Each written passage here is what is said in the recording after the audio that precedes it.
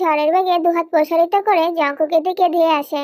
Jungkook তার পেছনে গিয়ে বলে, এই মাতারি দূরে থাক, কাছে আসবি না। বউ বিনা কেউ কাছে এলে পেছন চুলকায়। আরো দরজা খুলে রোমান্স করুন, খুশি হয়েছি। এই যে মিস, এই ধরুন আপনার হেন্ডুকে। হেন্ডুর কারেন্ট বেশি, একটু কমিয়ে দিন তো। শয়তাননি, তুই আমার বউ নাকি দুশ্মন? স্বামীর জীবন বুড়ির হাতে তুলে দিস? শরম ভরম কি বাথরুমের পানির সঙ্গে গুলিয়ে খেয়েছিস? তে মুখ ভেঙচি কেটে সামনে থেকে সরে গিয়ে রোজের জন্য পথ ছেড়ে দেয়। জায়গা পেয়ে বিদ্যা জঙ্কুকের দিকে দৌড়ে আসে।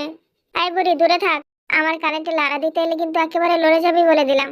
কথা কানা মাথায় হোক আর যেখানে হোক, ঢুকিয়ে রাখ। নায়া কারেন্ট বেপি, এভাবে নো বোলিং। ইউ আমার গার্লফ্রেন্ড, মাই প্রেমিক। ইউ দূরে গোয়িং হলে মই তো ডাই হয়ে যামু। আর হোয়াই ইউ কল মি বুড়ি? আই এম 5 বছরের বিউটিফুল গার্ল, ইউর প্রেমিকা। অনেক বেশি দেখার কিরমি উঠেছে তাই না? নে দেখ, কত দেখতে পারস মাতারি, দেখ। আইতে, তুমি রুম থেকে বের হও। আউট। বুড়ির কিরমি কথা হয়নি, তা আজকে দেখেই ছাড়বো। জঙ্কুক, বেশি হয়ে যাচ্ছে না? কথায় কথায় জামা কাপড় খুলতে হবে কেন? না দেখলে ভালো লাগে না? Just out. এই লোকে একটু লজ্জা নেই। রোজি দাদির যে মানসিক সমস্যা আছে তা জানা সত্ত্বেও কি এমন নাটকীয়তা জরুরি ছিল? জঙ্কুক এবার নিজেই রোজের দিকে এগিয়ে আসে, কিন্তু হঠাৎই বিদ্যা থমকে দাঁড়িয়ে বলে, আরে মা, আমি এখানে কেমনে এলাম? কেন জানো না? তুমি নিজেই তো আমার কাছে কিরমি দূর করার জন্য নাচতে নাচতে চলে এসেছো সোনা পাখি। দাদি, আপনি নিচে যান, জিমিন আপনাকে খুঁজছে। রোজি আর কিছু না বলে চলে যায়। জঙ্কুক বিদ্যুৎ বেগে ছিটকিনি লাগিয়ে তের দিকে এগিয়ে আসে। তোমাকে আউট বলেছিলাম, শুনতে পাওনি? আউটের বাংলা জানি না, তাই দাঁড়িয়েছিলাম। কাম বেবি জান, তোমাকে বাংলা শিখিয়ে দেই। এই বেটা, কাছে ডাকো কেন? আমি ইংরেজি জানি। Love you, hate you, for কি? আস্তাগফিরুল্লাহ। এই জমজমের পানিটা কই রে? শালার আগুন সুন্দরীর আগুন বেড়ে গেছে দেখছি। পানি ছিটিয়ে আগুন বন্ধ করতে হবে। এতদিন সুগা নিচতলার একটা রুমে ছিল, যদিও সে রুমটি তার পছন্দ ছিল না। অবশেষে জঙ্কুককে অনুরোধ করে সে অতিথিশালায় থাকার অনুমতি পেয়েছে। সুগা গোসল শেষে রুমে প্রবেশ করতেই নজর পড়ল জিমিনের উপর। সে নিপুণ হাতে বিছানার চাদরটা টান টান করে প্রতিটা ভাঁজ নিখুঁতভাবে মেলাচ্ছে। সুগা তোয়ালে দিয়ে চুল মুছে তার কাঁধে ঝুলিয়ে বলল, এই যে গুয়ালি, একটা ময়লাও যেন না পাই। দেখুন, আমার একটা সুন্দর নাম আছে।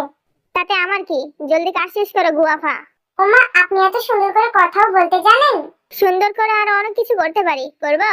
সেটা ধীরে পদক্ষেপে জিমিনের দিকে অগ্রসর হলে সে চমকে উঠে চোখ বন্ধ করে ফেলে।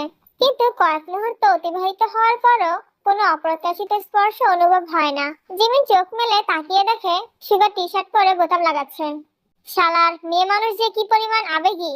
এবং তোদের তো আবেগ আসে কই থেকে? তুই কি ভাবছিস গোয়ালি, আমি তোর দিকে এগিয়ে যাব? তুই চোখ বন্ধ করবি, তারপর আমি তোকে চুমু খাবো, আর তুই পরে চুমুকে কট বানিয়ে আমাকে জোর করে বিয়ে করবি, তাই তো?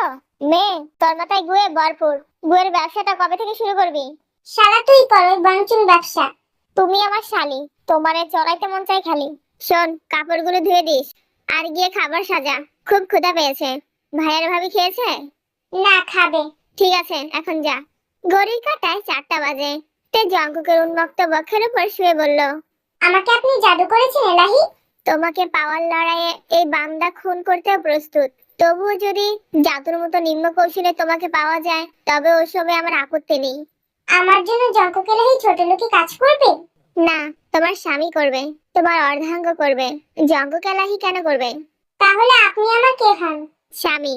আর জঙ্কুক এলাহি কে? অন্ধকার পৃথিবীর কলুষিত পুরুষ। কিসের অন্ধকার, যার ভার সে নিজে বহন করছে? কেন বা নিজেকে কলুষিত বলে অভিহিত করছে? তার গড়ে তোলা অন্ধকার জগতের গল্পই বাকি। তে জঙ্কুকের বুকে চাপা দেওয়া দেহ সরিয়ে নিতে চাইলে জঙ্কুক আরো ধীরভাবে তাকে কাছে টেনে নেয়। যেও না বিবিজান, বুকের বাপাস খালি খালি লাগে। ভাবা যায় জঙ্কুক এলাহিরও ছোট লোকের মতো বুক খালি খালি লাগে। গলাটা কেমন জানি শুকিয়ে আসছে। ছাড়ুন, পানি দিচ্ছি। তৃষ্ণা মোর প্রিয়তমা রাখি, আর তুমি কিনা জল দিয়ে নিবারণ করবে বলছো?